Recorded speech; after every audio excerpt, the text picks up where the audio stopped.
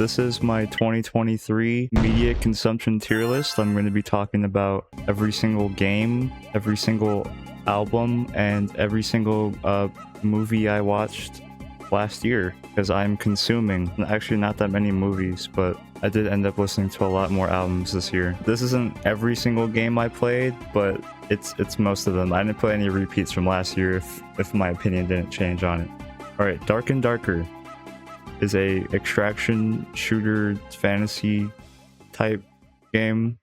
I played it like once. I don't know. I'll just put that. I don't think I have a real opinion on that. Actually, put it into D tier. I think I like it with friends, but I wouldn't play it for any other reason. I guess I might as well talk about Barony because it's like kind of similar, not really, but it's a cooperative roguelike, which I think is actually pretty fun. It is interesting that Dark and Darker is multiplayer and it has like proximity chat and stuff, but it's not typically the kind of game I go ahead and play. Barony, on the other hand, is a first-person roguelike, and it's fun. I mean, I played it like last week, but it came out in like 2015. I think I tried it sometime maybe around 2020 or 2021. It's a very challenging roguelike, but I don't know, I think it's funny. Like a Dragon Ishin is a remake and localization of a Yakuza spin-off that was from the PS3 era and never came out on PC or modern consoles until last year. So it's kind of weird because it's also a remake. So there's like extra shit, graphical improvements and shit like that. I had a fun time with it. I think I give it A. I like this idea of the story, how it's like the same characters, but in a different like setting. I think that's fun. The gameplay is a little bit like the older Yakuzas, which is fine, but it is kind of aged a little bit, and also some of the side content is kind of just really grindy for no reason, but I thought it was fun. I mean, I'm a Yakuza Yanny, so I liked it a lot. I know some people had an issue with it because like they would rather just have like a one-to-one to the original game since there's no way to play the original, but I thought it was fun. Treason, a Italian mobster social deduction game, is kind of shit. It's not really that good. I mean, it's funny, but like kind of not good. I feel like the way the game is balanced, it's way too easy to just go deathmatch mode instantly. 2023 was the year of my Valorant era. Previously I had played it but never got too deep into it, but this year I actually did learn a lot and play it a bunch. Played a bit of ranked. I think for this genre of like tactical shooters and stuff, it's probably my favorite. I do like it over Counter-Strike, which I'm realizing I have to put that in here, so shit. I just think it's a lot more interesting and there's a lot more things to learn. And also Yoru is my favorite character. He's super cool. I'd give Valorant I don't know, I like Valorant. It's like B. It's like a B tier. Papa's Freezeria released on Steam last year. Of course, I did buy this for the novelty of playing Papa's Freezeria, but it is kind of just boring. Deadlink is a roguelite FPS that went 1.0 last year. I think in November or something. But I think it's very well made. There's very good roguelike mechanics. I haven't played it that much. Like I think I did like the second to last difficulty. The runs kind of feel a little bit samey, but I think you get a lot of diversity between the different classes there are, and it's fun. There's good movement, there's good shooting. Yeah, it's just a solid roguelike. Resident Evil 7 Biohazard is probably one of the best Resident Evils. This is the first S tier of today. I think that first opener is like seriously one of the best freaking moments in the horror gaming ever. Yeah, that whole thing is like pretty sick. Best Resident Evil? I don't know. It's definitely up there for me, but like the ones I've played so far, they're like pretty different from each other depending on what era it is. But this one in terms of horror is like really fucking good. I do think it kind of falls off a little bit near the end, but I think as I've played more of these games, the feeling of that ending sequence makes a lot more sense. But Biohazard, I think I still put it over Village. Village, I think, is like, I'll put it at A tier because I unironically like the Village gameplay a lot more, but it is like thematically a lot more action focused than Biohazard, and I think I like Biohazard a little bit more. I don't know. It was fun though. I really liked it. Resident Evil 4, I think, was probably one of the best releases I played this year. I didn't play that many other ones, but no, the graphics are really good and it was really fun. So I'll put it an S tier. I think in terms of like more the actiony Resident Evils, this is like the best one. Nightmare Reaper, another roguelike FPS, but takes more of a boomer shooter approach. I did have a good time with this. I did get kind of a samey feel from like going to the campaign. I got a little bit bored, but I know there's a couple updates since I last played it. So I think I want to check it out again. The weapon variation is pretty cool. Yeah, that's the thing with like roguelites. The replaying it is usually one of the main aspects of the game, but in this one, you kind of just go level to level. And I think you can replay the campaign, but I'm not even sure how long it is. But there's a lot of wacky weapons. There's a lot of goofy goobers. But yeah, I think I want to try it again eventually. Slime Rancher 2 was probably one of the most anticipated games for me of last year. It only launched into early access, so I haven't played since the last few major updates. At early access for me, I think I'm going to put this at a C tier because there's just less content than the original. I mean, the game looks really good and it feels really good, but at the early access launch, it was just like kind of less stuff. Cozy Grove is a Animal Crossing type game. I played it because I did like the Animal Crossing game that came out on the Switch a couple years ago, but I didn't get too far into it. I got bored, but I don't think I should rate it as of now. Crab Champions, another roguelike. This one launched into early access pretty early last year, and it's actually pretty fucking sick.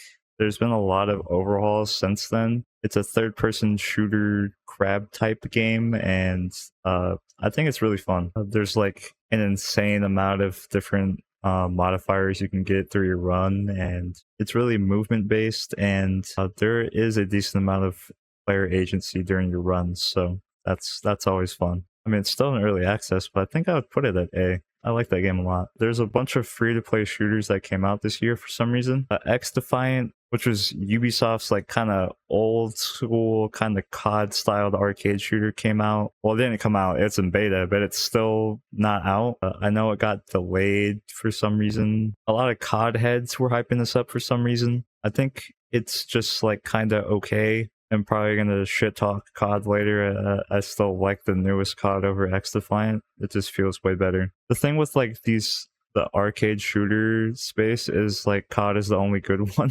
I don't know, like, because I don't even know if I'd put the finals in there, which is another free to play shooter that came out, which I think I'm gonna put at A.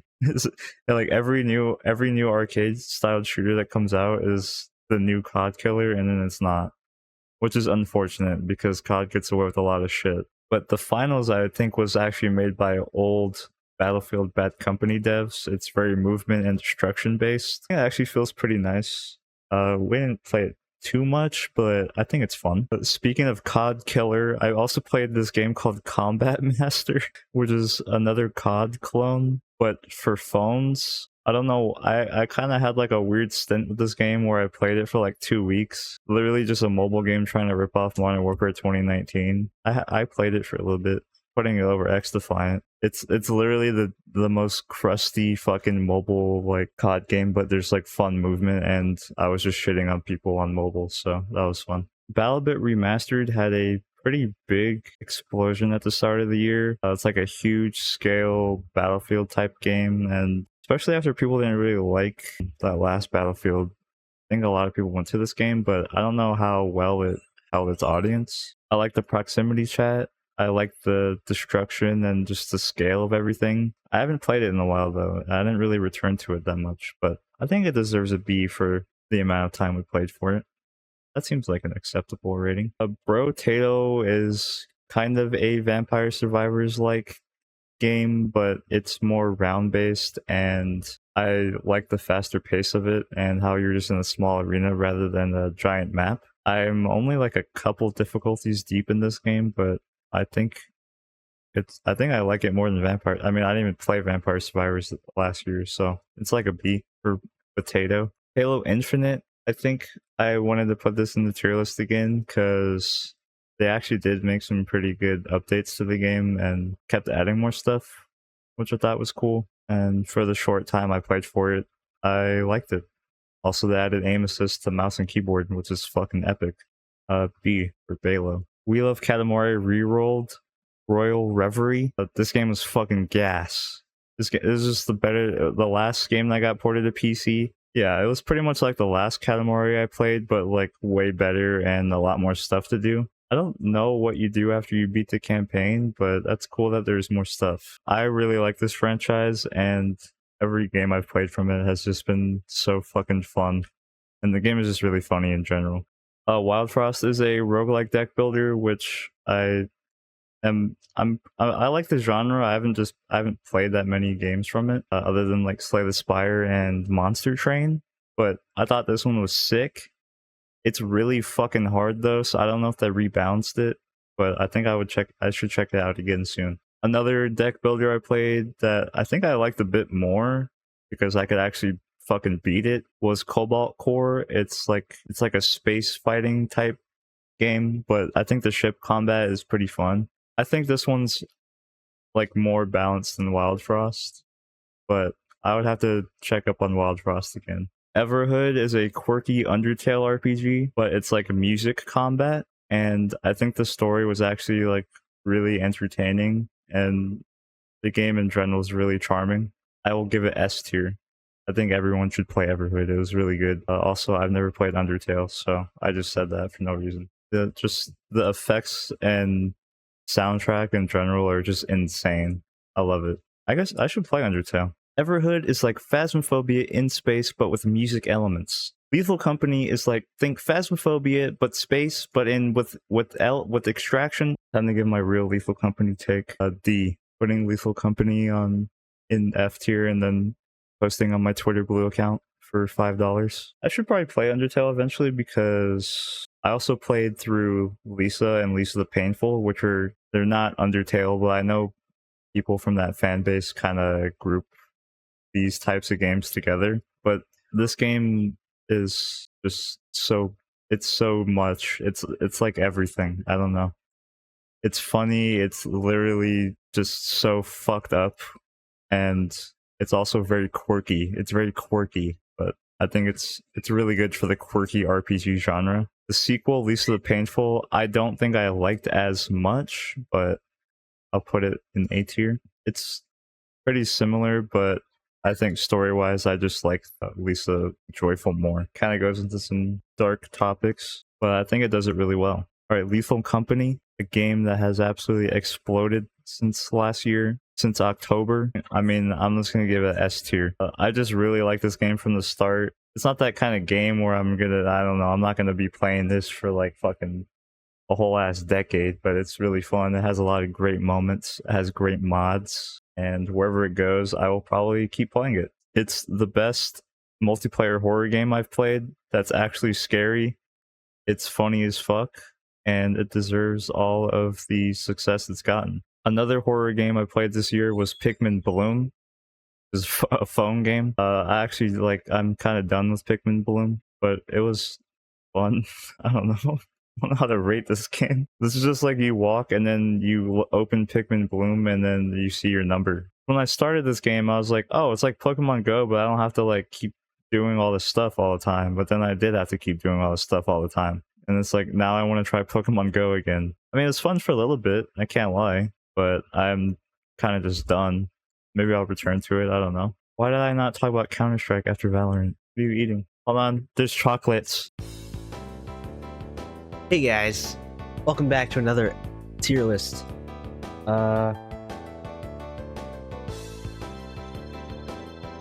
Let's go to the polls. Ain't no way. Counter-Strike 2, it was interesting to return to Counter-Strike, but after a few sessions, I think I just like Valorant more. I don't know. D tier for Counter-Strike, it's fine. Like, it feels fine. I don't know. The graphics look nice. I think I like Valorant more. The abilities are cool. Neon White is a really cool speedrunning platformer type game with maybe the worst writing and story I've ever seen in my life. B tier. It was fun. There's also the OSTs done by Machine Girl, which is cool. I didn't beat this, but I did have fun chasing scores and stuff. which I get the style they're going for, but I feel like it just wasn't done particularly well. But the gameplay and music is really cool. I do like the aesthetic of it, but I don't know, the story and the characters was not for me in any capacity. But Halo in A tier? Did I not mean to do that? B tier. What, is that what Michael did? How was I supposed to be able to tell that? I guess while we're talking about taste in writing, we should bring up Stanley Parable Ultra Deluxe, which was a remaster or remake kind of. It was like a remaster and they added more paths to the game. I think it was fine.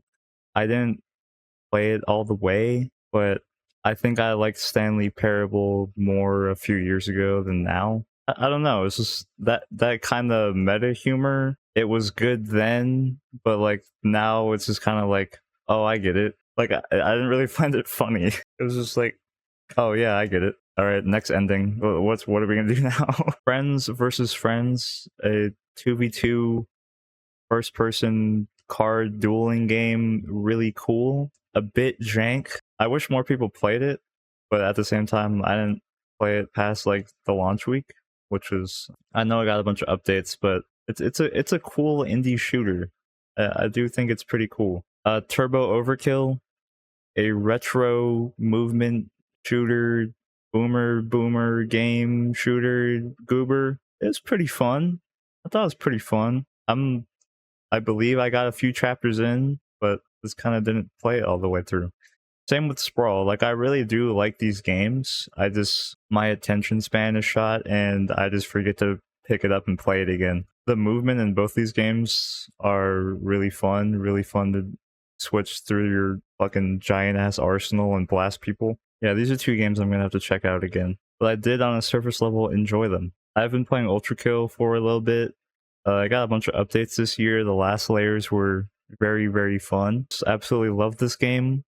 Every update just adds a lot of content, and it's been getting updated for a while. I don't know if it's nearing the end, but I think I did my Violent playthrough last year, and that was a lot of fun. It's definitely challenging. Very, very fun. I would like to eventually try to P rank all the levels, but who knows? I just be saying shit. I think half these games I'm like, oh, I should really play this again. I need to stop buying games. RoboQuest hit 1.0 this past year. I always compared it to Gunfire, and while I still think I ended up playing Gunfire a bit more, I think RoboQuest deserves an A, and it's a pretty solid roguelike. I beat it once, so I don't know if there's like extra shit you can do, or if it's just like grinding out all the unlocks, which that's fine for a roguelike. Risk of Rain returns, a remake of the original Risk of Rain. As someone who played the original Risk of Rain maybe like twice and gave up instantly, this game is fucking amazing and makes it better in probably every single way. I don't know, do I give it S? Maybe I put it in A. I do like Risk of Rain Returns, and I did spend a lot of time with it. I think in general I still like the second because of the kind of, you have to make a lot more choices in the second game than the first one, but it's still a solid game. Alright, Modern Warfare 3, the newest Call of Duty, like a C. It's just the same shit. If I get the COD itch, I'll probably load it up. But other than that, I wasted $70. Speaking of wasting $70, Payday 3 is off to a very slow start, but I'm sure in time it will be pretty good. I mean, I wasn't there for Payday 2 launch, but after years of that game, I really do love it. Payday 3, unfortunately, it kind of missed the mark a little bit. I can't lie. The gameplay is an upgrade, the graphics are an upgrade. It's just, we kind of just blasted through it really fast, and launch had a lot of issues, so that's a bit of a bummer. A Dead Space remake of the first one. Never played the original. I think it's like a 360 game. I had a little bit of performance issues with this on PC, but in general, it was a very action-y type of survival horror. The graphics are insane. The monsters are insane. I think that's about it for Dead Space. I like literally forgot to talk about this game in my survival horror video. Maybe it's a B. Yeah, it was like pretty good. It was pretty good. I don't know why I played Borderlands 1 again and try to do a playthrough of this, but the game is just very fucking dusty. I had plans to like actually beat the game, but I didn't. So I still respect this game a lot for my like original experiences with it, but yeah, I think I think I'm giving it a C. Resident Evil 6, I think I'm gonna put in the gray tier because I only played one campaign of it. I was liking it. I just haven't picked it up again. So we're putting that in the gray tier. I didn't finish it. I do think as of now, I think it's just 5 but better, and I actually do like Resident Evil 5, so we'll leave it at that. Okay, Dave the Diver, fishing sushi restaurant manager game. I dropped it pretty fast. I don't know, gray tier, fuck it. I don't know, it might just be not for me, but also I didn't play it that long. Heretic's Fork is a vampy survivey type game. It's like a tower defense vampy survivey, and you're in hell. I actually beat a few runs of this. I think it's pretty decent. Would it be? Now, Plate Up is a diner dash roguelike restaurant management game. This game fucking gripped me. This game gripped me. I did a whole ass video on it because I liked it so much. So go watch that. This goes high.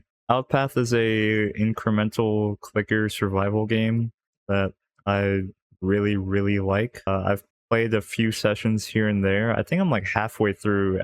It was a lot longer than I thought it was going to be. But just like the unraveling of that game, it's like the same feeling as Cookie Clicker, but like as a survival game, and it's good. It's like hella good. Signalis is probably one of the best survival games. Oh my god, wait, I forgot to put Silent Hill. I forget. So during my survival horror stint, I ended up playing Silent Hill 2 and Signalis. Silent Hill 2 really like fucking blew me away. I don't really do much retro gaming in general. I know maybe like, what is it, 2001 isn't that retro, but in terms of like older games, I don't really do that. Playing Signalis after, I don't think I liked it as much, but thinking about the game and reading more into Signalis, I really do think it can compare to Silent Hill 2. It's very, very good. Very well made as well. Again, survival horror video, go watch it. Go watch that video. Detention, not really survival horror. It's more of a like point and click adventure. Very dark story based off like Taiwanese culture. I think worth a playthrough if you into that kind of shit. If you're like if you're in a dark and twisted place. Fatal Frame, I actually need to make the F tier for this one. This game, I don't know if the other Fatal Frames are good, but I like played this for a couple hours. Game fucking sucks. It's like weirdly horny. I don't know if the other Fatal Frames are like this, but it seems like the most mid anime you've ever seen, but made into like a horror game for some reason. It's based off of like a suicide mountain. All the ghosts have like giant jiggly titties for some reason. I don't know. It was very weird. I didn't like it. It was also kind of boring. Interior Worlds. I played this for the photography video. Go watch it. It's like a backrooms camera game. I had a nice time with this. Toem, another photography game. A tier. Actually, one of the games I actually beat. So I mean, in general, yeah, that game is just really cute. Bomb Rush Cyberpunk was one of the games I've been anticipating for a while because I kind of wanted to get into Jet Set Radio and that kind of stuff because I know a lot of people are influenced by a lot of the music and art from that game. I think this game did that very well. The gameplay was fine, but I think I'm gonna put it in C tier because I did actually beat it and play it all the way through. But by the end, I was feeling just kind of bored by it. Story is not really all the way there. The soundtrack is great. The art style is great, but I don't know. There's something about it. I can't really place it, but it just wasn't as good as I thought it was going to be. Aquarium is actually just a wallpaper, so we'll put that in the gray tier. Replayed Yakuza 5, 6, and 7. I think these are just solid games. My opinion on 5 definitely went up on a replay. I think on the replay, 5 and 6 definitely stay the same opinion for me. 7 is an S tier game. Just a game of that scale, keeping my attention for the whole playthrough, even the second playthrough, is just, that's like, I don't even know what to say. Absolutely infatuated with this fucking franchise. Gaiden, the recent spin-off, is also really, really good. It adds a lot of insight because it actually takes place in between 6 and 7.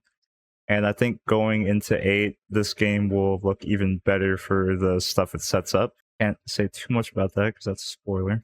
Gaiden is like a spin-off, but they still added like the game still takes place in like a whole bunch of different areas, and it's still around 10 hours long, which is pretty fucking crazy. But the agent style is so fucking goofy. I like the arena game mode.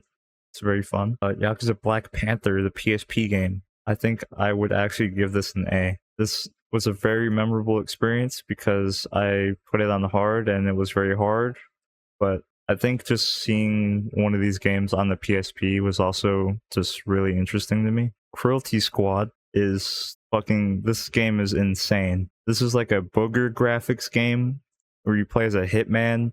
It's like purposefully obtuse but done like really, really well. I think I'm a couple levels off of beating it, but it's a bit unforgiving because if you die, you just restart the entire fucking level. It's kind of insane that this kind of game exists at all because it's so like outlandish and out of its way to be obtuse. I just really like it. Hearthstone, a game I haven't played in fucking forever, probably since around the Old Gods expansion. I did play Battlegrounds when that came out a couple years ago, which I really like, and I got more into it at the end of this year. Recently, I've been playing more Constructed, and I think after a year of Marvel Snap, I really do appreciate like how complicated Hearthstone can get. I think looking at how much shit they've added, it's really interesting. I'm gonna put it at A tier. I really like Battlegrounds, and yeah, because I was like watching a bunch of Hearthstone like nostalgia videos, and I forgot how invested I was into like Hearthstone YouTube and shit like that. So it's been really fun getting back into it. Yeah, I think out of the online card games, it's probably still one of my favorites. I do like Marvel Snap a lot. I think I've recently hit a bit of a lull with Marvel Snap. I don't know, like I do love the simplicity of it, but I think the game needs a lot more. All the recent cards kind of just seem like they're playing into the same archetypes. But I think if I come back to Marvel Snap in a bit, it will be hopefully evolved. I can't imagine that game going away anytime soon. And then it's with a heavy heart that I must say recently been playing League of Legends again after maybe 4 or 5 years. Nah, not that long. 'Cause I played like a game like here and there, like maybe once a year. But playing this recently has been pretty fun. Can't lie. There's a new like arena mode, which is pretty cool. There's like roguelike mechanics. And also Bard is my favorite character in like any multiplayer game ever. I think he's so fucking fun. I don't know why. It's a really good group friend game. Can't lie. Yeah, B tier. Sifu is a game I really did want to like. It's like a martial arts fighter type game. I don't know if it's a roguelike or not. I just didn't play past the first level, so I'm not too sure on that exactly. Yeah, I mean, it's really cool. The combat feels really good. I just haven't put any time into it. Samurai Gun 2, I played this once. It's like a local multiplayer type funny game, but I think for fans of Duck Game, this is one to check out. One level Andy. It also has Among Us. Put it in B tier. I think Halls of Torment is also a 1 level Andy because I played like this twice. Another like Bullet Heaven kind of Vampire Survivors kind of game, but styled after the like old Diablo games, which it seemed fine. I just, those kind of games I'm gotten a bit picky over. I think I do have a handful of them that I want to check out again though. This is cut off, but this is Balatro. I'm rating this as a demo, but this game is fucking S tier. It's a poker deck building roguelike game, and it's fucking insane. When it actually comes out, it will probably be the best game ever made.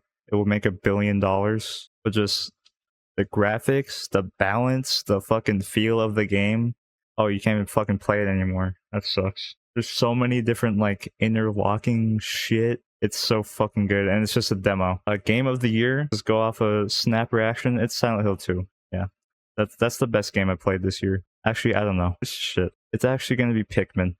I think Pikmin Bloom is gonna be my game of the year. I think I give it to Silent Hill 2 just because of how much perspective it gave me. I just really did like it. It's really sick. All right, that's my video game tier list of 2023. Silent Hill 2, one of the best games I've ever played. Very fucking epic. I ended up playing a lot of different genres this year, which I think is pretty fun because I'm usually just like a shooter Andy.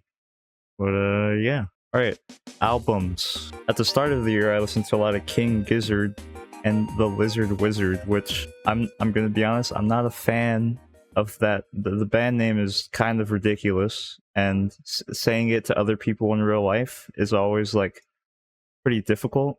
I'm not gonna lie. I listened to Nonagon Infinity, which was fucking insane. That's a 100 out of 100 album. And then I went into I'm in Your Mind Fuzz, which was very good. Similar sounds as Nonagon Infinity, very like psych rock heavy, but at the tail end of the album there's like kind of some slower jazzy stuff that I actually asked Trevor to recommend me some similar Gizzard songs like that. And then I went into Sketches of Brunswick East, which is it's a collab album with Mild High Club, which I also learned is a singular guy. This album, I think I like even more. The jazz mushroom core feel of this one was like pretty fun. I think I tend to lean more that way for Gizzard stuff, which they don't do it as often, but I remember in January I was like running this back over and over. I really liked it.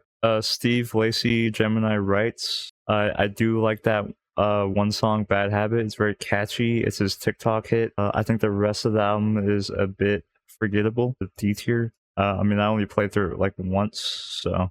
Men I Trust with the Untourable album. Very quirky name there, but this band has a lot of like bedroom pop stuff. I really like their stuff. B, I don't know. I actually listened to songs from these albums a lot over like the last couple years, but actually going through the project, I really like it. It's very good. The songs are very laid back. I think I'm put Untourable album A and Uncle Jazz at B. I listened to Radiohead Kid A, I guess. In general, I think it was interesting, but I'm not too like it's not something I would really run back that often. So, I mean, I didn't give it very high of a rating. I didn't find myself wanting to run it back, so I did not. Lil Yachty also came out with a psych rock album this year with Let's Start Here. I actually really liked it. I mean, I don't really have much experience with the genre, but just how novel it was to hear that Lil Yachty made something like this, and going through it, I think it actually has a pretty good progression, and it sounds very nice. He tends to do a lot of melodic stuff on his normal songs anyway, so I think it worked really well. I rated it 100 when I first listened to it. I think as of now, I'd probably rate it lower because I just haven't gone back to it that often. Magdalena Bay, Mercurial World. This one was a good listen. It's a dreamy, poppy kind of album, a lot of synths and shit. I do actually run back a lot of the songs off of here, but front to back, it's actually pretty decent listen. My Bloody Valentine. Loveless. Did this invent shoegaze, or was this like a part of it? It's from 1991. It's a very heavy sound. I remember this just being fucking exhausting. I don't know. It was a really interesting listen, and I did come back to it a few times. Shoegaze like this is very like wall of sound, so I really liked it in certain moods I was in, but I don't know if I would run it back all the time. Yeah, I've been getting into it a bit. There's a couple other shoegaze stuff I've been getting into. Maybe not whole albums, but yeah, it's really interesting for the time period it came out in. I could be wrong, but I'm pretty sure that's like one of the like grandfathers of that genre. But I did like it. I think it was like a A. Cemetery Butcher House. This shit was like I was playing it as like a joke, and then I was like, it's kind of hard though.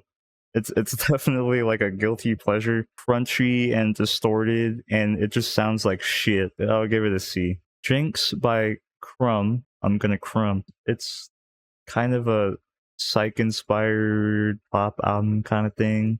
It's not very long. I really like some of Rum's stuff. This one is only like half an hour long. Usually they're pretty like dreamy sounding. I would like play it in the same playlist as like these two albums. It's just a pretty laid back listen. Ken Mode, loved. It's like a noise, sludgy metal kind of thing.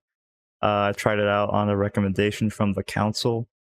I think it was interesting. It's not really like the kind of music I go towards, but there were a few moments on this that I thought were pretty cool. Where is it? Paranul After the Magic. I saw this at the top of album of the year as a shoegaze record, and people were really like, I heard a bunch of people I follow like recommending this, but I don't know. I didn't really get it. I remember being insanely bored by it, but I only ran through it once, so honestly, the F tier could also be a gray tier, because if I didn't return to it, I could just change my mind after another listen. Two more King Gizzard albums, Ice, Death, Planets, Lungs, Mushrooms, and Lava, I think was just fine. I don't know if I like it as much as other Giz records.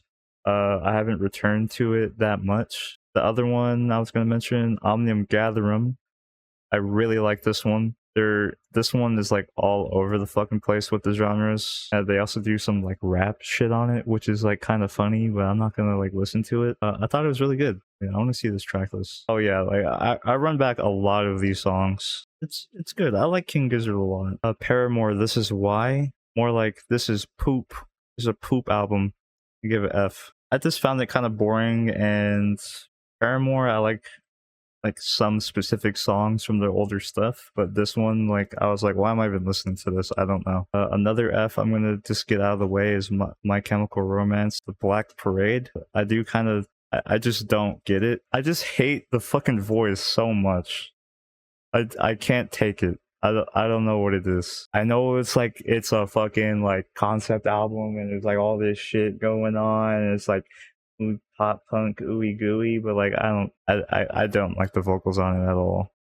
King Gizzard and the Lizard Wizard, Butterfly 3000. Now I think I just instantly gave this a 10 out of 100. I know it's like microtonal shit, which I feel like you can only listen to if you are into music theory, because I just don't like it. I mean, I respect Giz a lot for like trying a bunch of different shit, but I did not vibe with this at all. Oh yeah. Alright, and then I started getting into MGMT with Oracular Spectacular. Now I thought this was pretty good. Of course, it has some of their like biggest bangers on here, but the listen through is actually pretty decent too. Usually when I go to like some of these pop records and listen to the whole album, I'm like, well, some of these are just kind of shit.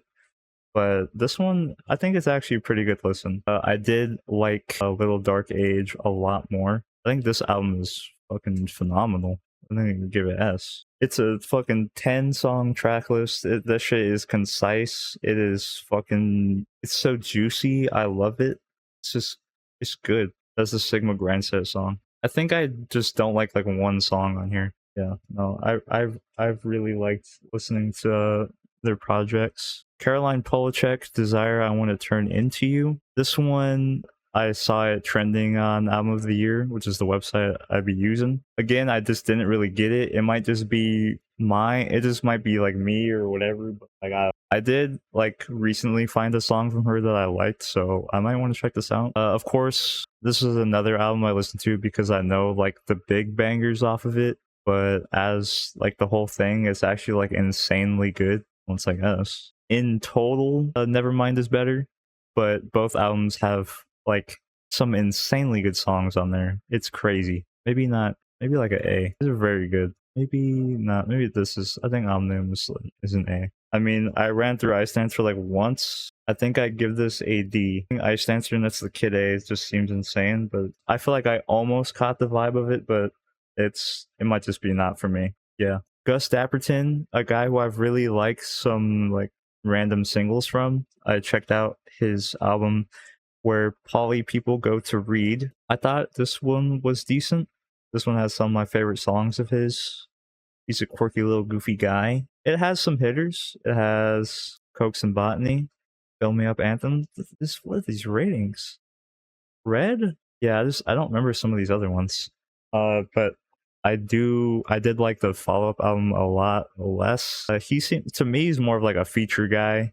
I like his features a lot. Right, Gorilla's Cracker Island. I listened to Plastic Beach and really fucking like that. That shit is like a masterpiece.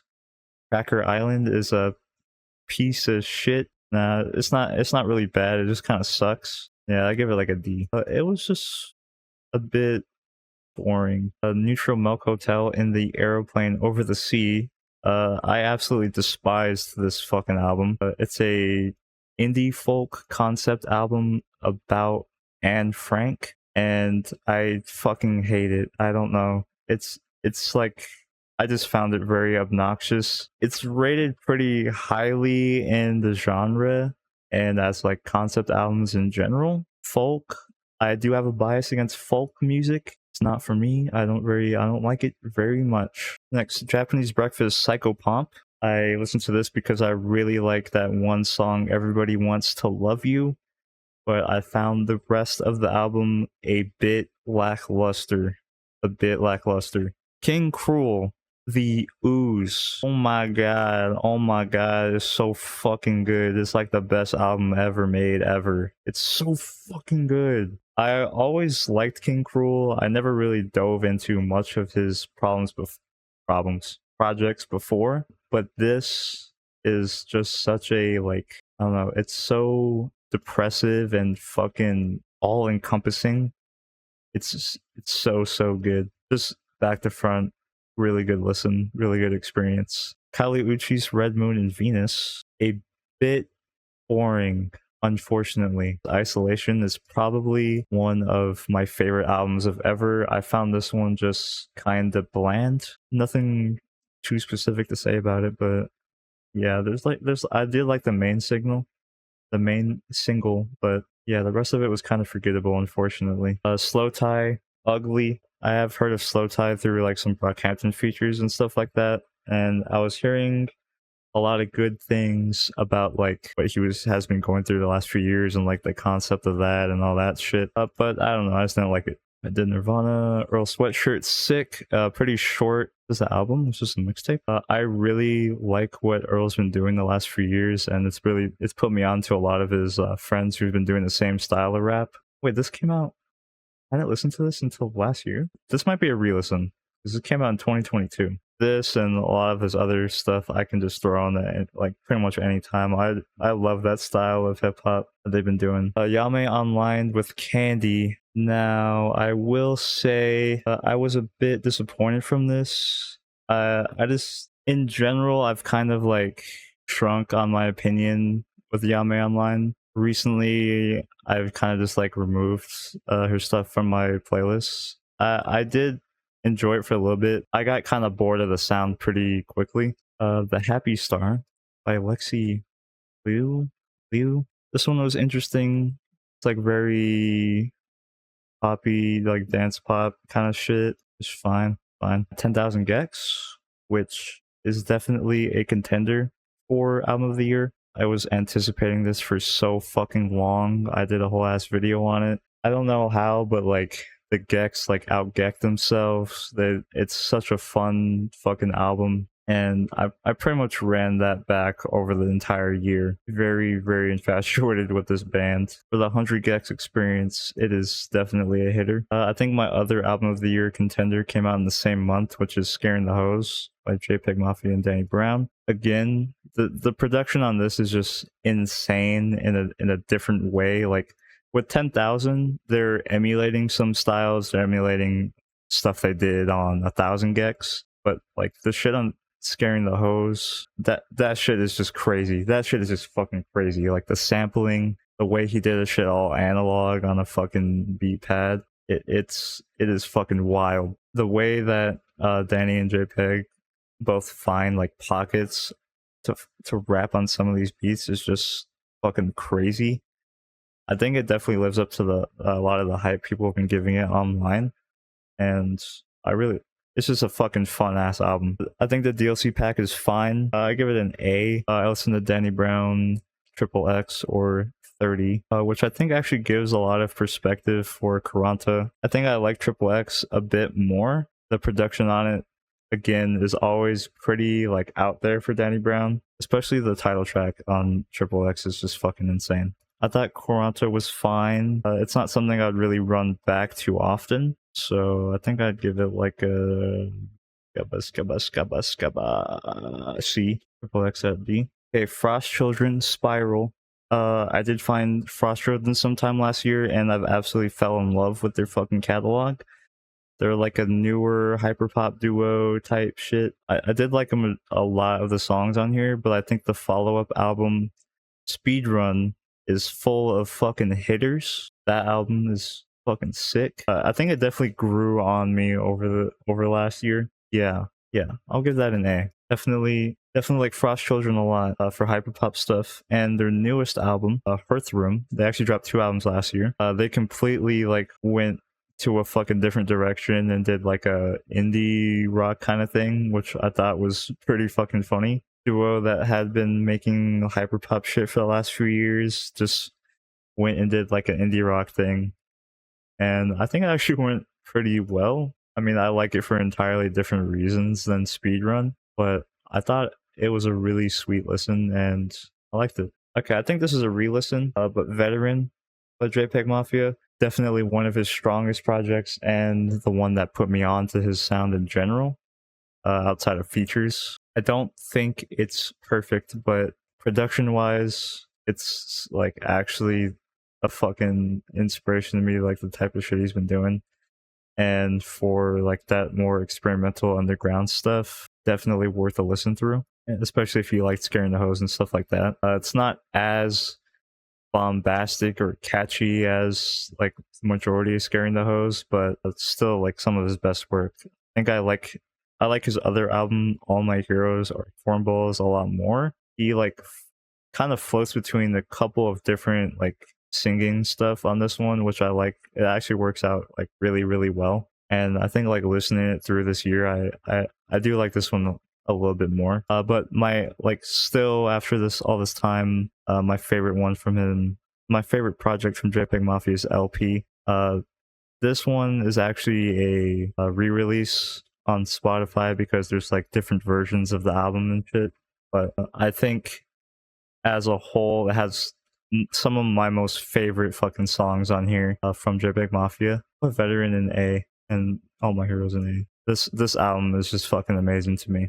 Poppy with Flux, her album I Disagree is probably one of my favorite albums of fucking ever, especially like having listened to Poppy through her pop era and moving on to that. I don't think these two are as good as that, but they're still pretty interesting for what Poppy's trying to do. I'll put Influx in B. As Zig, I did not like as much. I think I'll put that in D tier. Okay.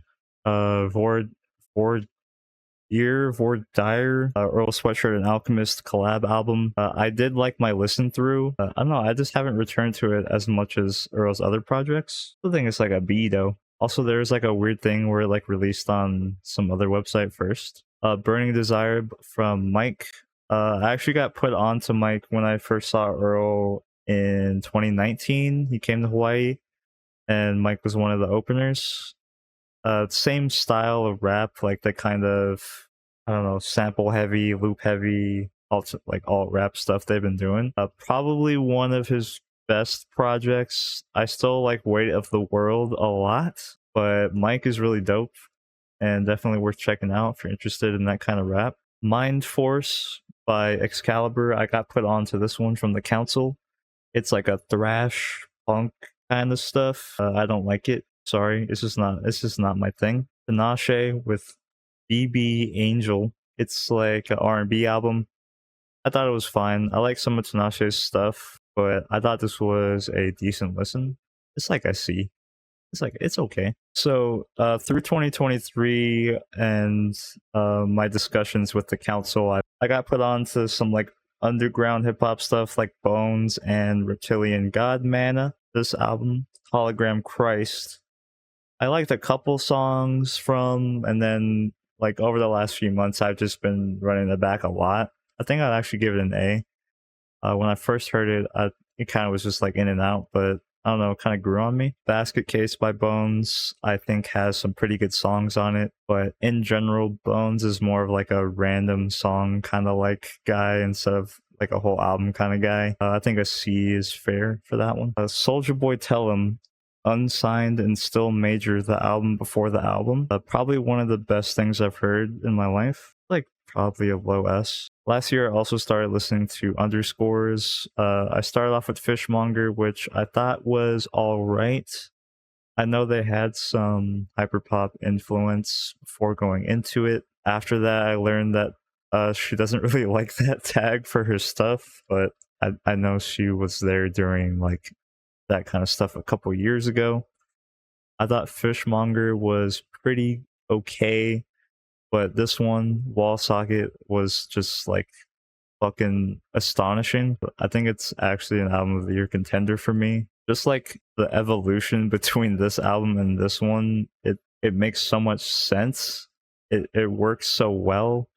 It's like actually trying to do something other than like high pitched vocals on crunchy beats, like hyperpop type shit. Genuinely like fucking moving, and like the writing is so good.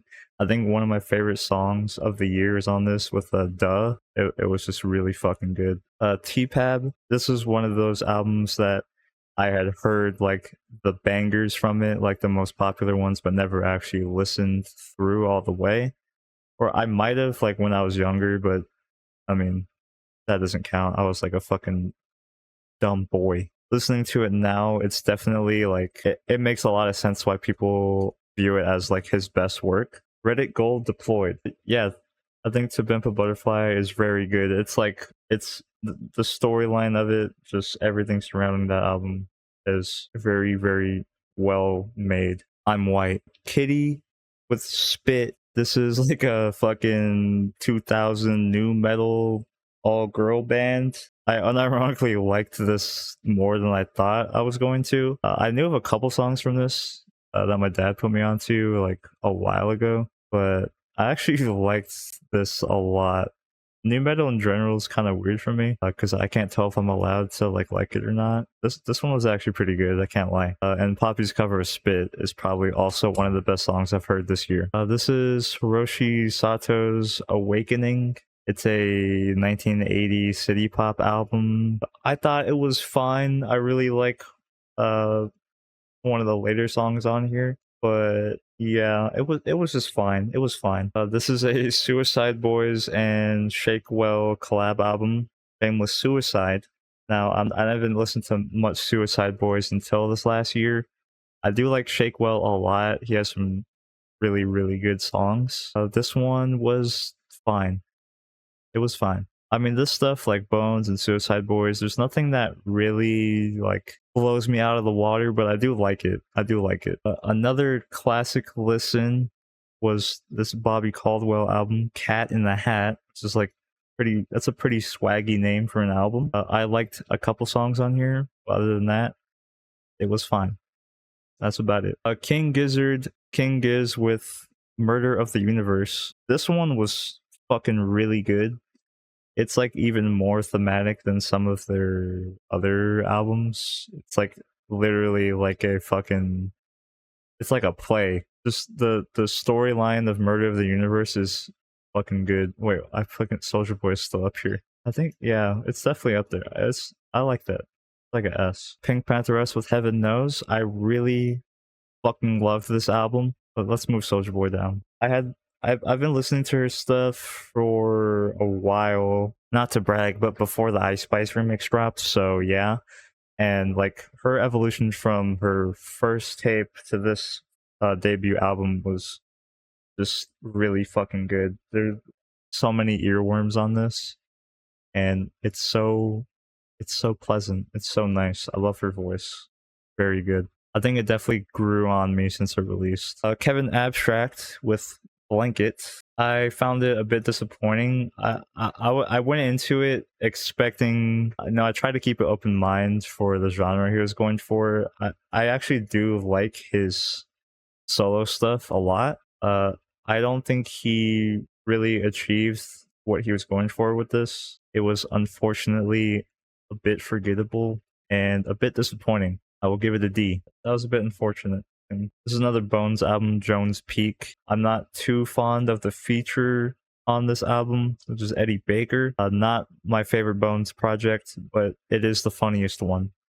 So we have that. Little Sims, sometimes I might be an introvert. I just haven't checked out much of her stuff. I did enjoy this listen, I just haven't returned to it. Same with Navy Blue, Ways of Knowing. These are really slick rap albums to listen to. If you haven't heard of Little Sims or Navy Blue, I only had heard of them like through features beforehand, but I think these are solid listens. Unknown Mortal Orchestra 5V. A couple good songs on here. They do like some indie pop, like pop stuff. Oh, I just randomly checked this out because I had a few songs from them saved, but I wasn't. It was okay. Call Me If You Get Lost, the deluxe, whatever the fuck. What is it called?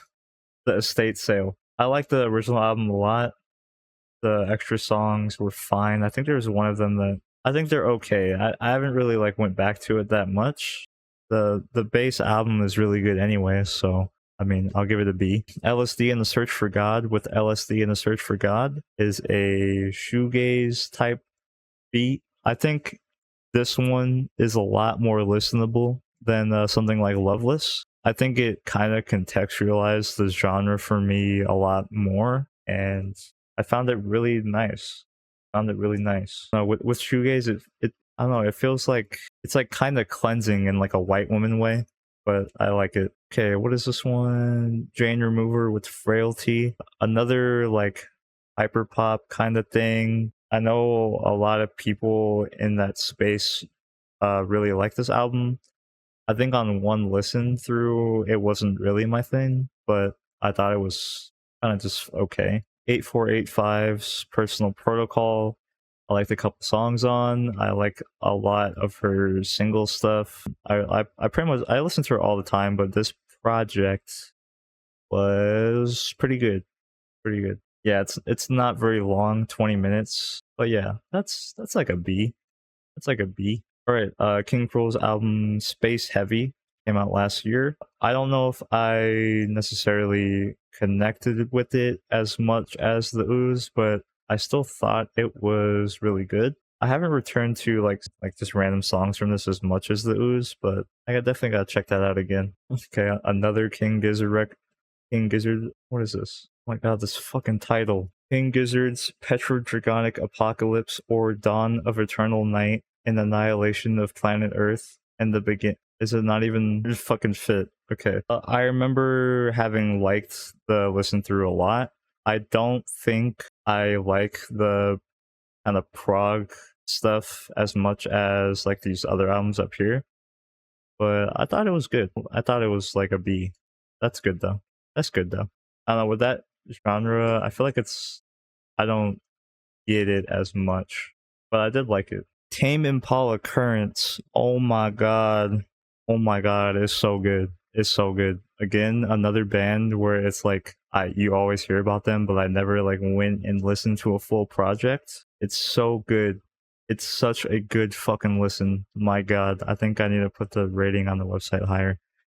But the synth pop stuff, the fucking falsetto from the vocals, it's crunchy drums. I really love it. I've returned to like a lot of the songs on here other than some like radio hits from it, and it's very good.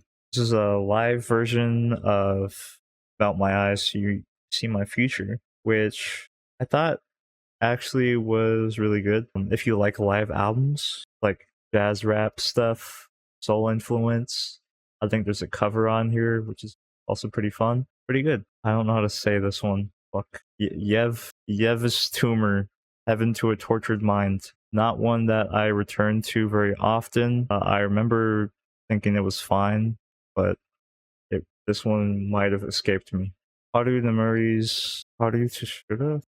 What is this? Oh, the label's called Perfect Music. Yeah, this is like I guess a J-rock.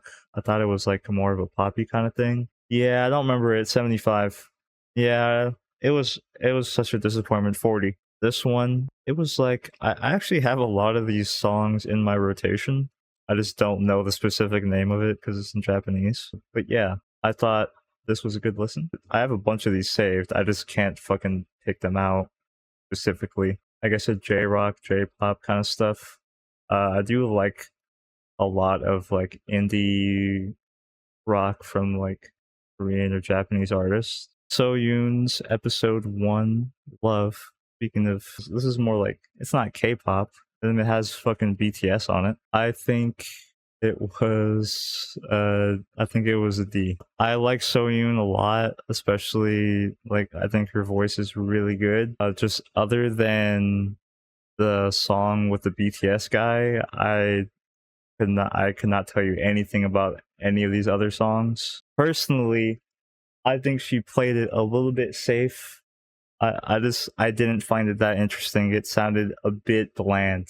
Sorry. I really love her. I really love her older projects, but this one, it kind of missed for me, unfortunately. And the last one, for some reason, is Alice in Chains Dirt. This is an F. I didn't like it. That was every album oh wait, no, I didn't fucking pick the album of the year. Not Wall Socket. It's just 10,000 Gex. Let's be real. 10,000 Gex album of the year. I stand too hard. It's too easy. Really excited for what else they have to do, what else they're gonna do in the future. But yeah. Alright, now we did the movies. Okay, the movies will be fast because I only watched like 10 movies apparently. Okay, Fantastic Four. I watched this on New Year's Eve with like 20% audio. This shit was fire, I'm not even gonna lie. It was actually funny. But like kind of in like a making fun of it kind of way. Okay, wait, no, this is like a C. Wait, no, there has to be, wait, F for 4. Fantastic Four, it's 2000s slop pre-MCU. It's all the fucking tropes you can think of, but the thing is funny, and also the movie is just kind of funny in retrospect, so I give it a C. It's like a decent. Office Space, a comedy movie from the 90s? The 90s? Very funny, very, it's still very relatable in the modern day, in the modern work office culture. Some of the way I'm putting it B because there's like a romance trope arc. I think it's worth watching. Pearl. No, I have to do X first. X is a homage to like slasher films, like old ass slasher films. I thought this one was pretty good. It's pretty gross. It's pretty gory. But the prequel Pearl, it has the same actress, but she's playing the old lady from X. This movie is really fucking good. It's really well made, and the acting in it is fucking insane. Mia Goth is very talented and scary. Barbie was unironically fucking funny. That shit was really good. Barbie was like unironically really funny, and I had like low expectations for a Barbie movie, but it's actually really well written and really well made. Very funny and very good. FNAF movie. I knew this was not going to be good, and it wasn't. The novelty of going to watch it was better than the actual movie. It was like okay. F for Freddy's. Godzilla -1, one of the best Godzilla movies I've seen. It goes back to the roots of why Godzilla was actually ever made. Post World War II Japan and all that kind of culture stuff. And the CG isn't perfect. The effects aren't perfect, but it was a very thrilling watch. X-Men, whatever this X-Men was, this just wasn't even good. This shit was ass. I watched this on New Year's Eve as well. We started about 20 minutes in, and yeah. What is X? Oh yeah, Christmas Eve, not New Year's Eve. X-Men was just like, fuck X-Men. Blackberry, a movie about the Blackberry. I watched this because of Glenn Howerton from Always Sunny. This movie was actually really good. I think it was an interesting enough watch. It's shot in like kind of a mockumentary way with like a shaky cam and shit like that. It's kind of just like bleak because like a bunch of like fucked up corruption and like kind of those kind of politics of running a company happens in the movie, and at the end there's like, yeah, he's not in jail. So it's like that's cool. We kind of just like half glamorized it, but it was also pretty interesting. The Thing from 1982. This movie was fucking nutso mode. I think the practical effects actually hold up really well. This is like an Among Us movie. It's a classic for a reason, and I went into it thinking it was going to be like all right, but it was actually better than I thought it was going to be. Finding Ying Ying is a documentary. It's about this girl who got abducted and like fucking killed, and it's a fucking sad story, but her friend made this whole documentary about her life and her family, and it's really fucking sad, but it's a good watch. It's a really well made documentary. Knock at the Cabin, M. Night Shyamalan movie. I had only watched this because of Dave Bautista's in it, and I was like, that could be interesting. I want to see him in a serious role. The movie was just like okay. The premise is kind of interesting, and then it kind of just falls off at the end. Yeah, I don't know. Reservoir Dogs, one of Tarantino's classics, is really good. This is also kind of an Among Us movie because you got to think about who's like the rat. It's very good. It's very good. It's very enthralling. It's like kind of that thing people say where it's like, oh, this movie is a bunch of guys talking, but I mean, there is a little bit more than that. Definitely one of Tarantino's better films. Wait, no, what is this? Across the Spider-Verse. Probably one of the best animated films I've seen. I give it A tier. No, I give it S tier. No, I was really excited to watch this, and then I watched it, and I was like, yeah, that was really good, bro. That was really good. So I liked it.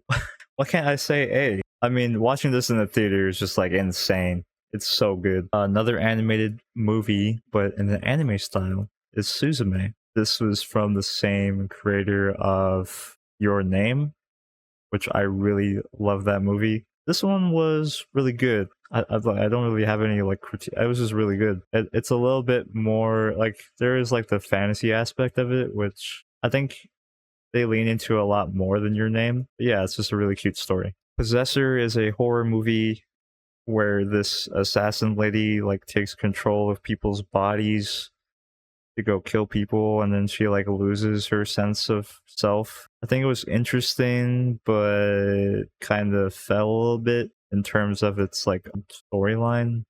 I was like kind of getting lost. Breaking Dawn Part 2. I watched this on New Year's Eve. This movie is dog shit. Yeah, this movie's terrible. Probably the worst Twilight movie I've seen, and it's the last one because there's no more than that. And then the two shows I watched this year, which I guess I didn't watch that much stuff this year, but I recently finished Jujutsu Kaisen. That's really good. I like that a lot. I started reading it and almost caught up. Really good. Probably one of the best shonens I've seen. It's just so the characters are so good. The art style is so good. There's like no wasted moments at all. Like even reading the manga, the shit is like 1-to-1 with the pacing. It's very like fast paced and it's insane. And then I also rewatched Always Sunny to like maybe season 9. There's a lot of really great classic episodes. I think where I'm at now with the show, it's kind of like whatever. But the show is pretty good for a while. I just don't know about the later seasons. And the best thing I watched this year was, I don't know. These are all so different. Yeah, I gotta give it to Fantastic Four. Yeah, the thing is funny. Oh no, I think I'm putting Pearl higher. Put Pearl at A? I think I liked Pearl. The shit was disturbing. Yeah, I'll put Pearl. I don't know. Fuck it. There's a monologue that goes into the ending of this movie, and it's very fucking like I was just frozen watching that shit. Like it was so good. All right, that was all the media I consumed in 2023. I'll put an image of these in the description of the video. Yeah, that was fine. I gotta go cook now. So bye.